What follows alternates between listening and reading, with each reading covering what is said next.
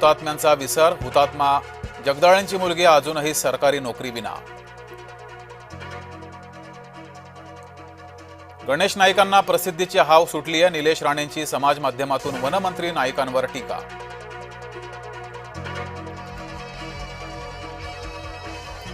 शिवसेना नेहमी सामान्य कार्यकर्त्यांच्या पाठीशी, म्हणून लोक शिवसेनेत येत आहेत. शंकर धोंडगेंच्या पक्षप्रवेशाच्या वेळेस एकनाथ शिंदेंचा दावा. मुलीला सोड नाही तर बलात्काराच्या आरोपात आत टाकेन, बारामती पोलिसांना दिली धमकी. पोलिसांच्या धमकीला घाबरून तरुणानं दिला जीव. माथे फिरून रखडवली मध्य रेल्वे मार्गाच्या शेवटाला झोपला तरुण. 10 मिनिटे उपनगरीय सेवा अडखळली.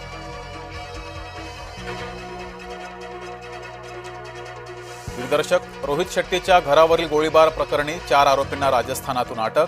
आरोपींकडून मोबाईलसह इतर साहित्य जप्त. जे रुग्णालयातील शिकाऊ डॉक्टरांचा संप, विविध प्रलंबित मागण्यांसाठी बेमुदत उपोषण. नेत्यांसाठी हवाई प्रवास ठरतोय धोकादायक, एकापाठोपाठ एक नेत्यांच्या उड्डाणाच्या वेळेस दुर्घटना. मध्य प्रदेशाचे मुख्यमंत्री थोडक्यात बचावले. कर्मचाऱ्याच्या चुकीची मंत्र्याला शिक्षा कशाला, राष्ट्रवादीची नरहरी झिरवाळ यांच्याबाबत स्पष्ट भूमिका. राष्ट्रवादी झिरवाळ यांच्या पाठीशी. भारत मंडपमध्ये भरलीय कृत्रिम प्रज्ञा परिषद, जागतिक AI परिषदेचं पंतप्रधान मोदींनी केलं उद्घाटन. जौनपूर हा पंतप्रधान मोदींचा मतदारसंघ, किशोरी पेडणेकर यांचं विधान. PMCच्या विरोधी पक्षनेत्याकडून हास्यास्पद विधान. अलिन अब्राहम सर्वात लहान अवयवदाती, चिमुकलीनं मृत्यूनंतर 5 जणांना दिलं अवयवदान. अनेक मुसलमान डॉक्टर दहशतवादाच्या संपर्कात, मुसलमान डॉक्टर अन्सार अंतरिम नामक दहशतवादी गटाच्या संपर्कात.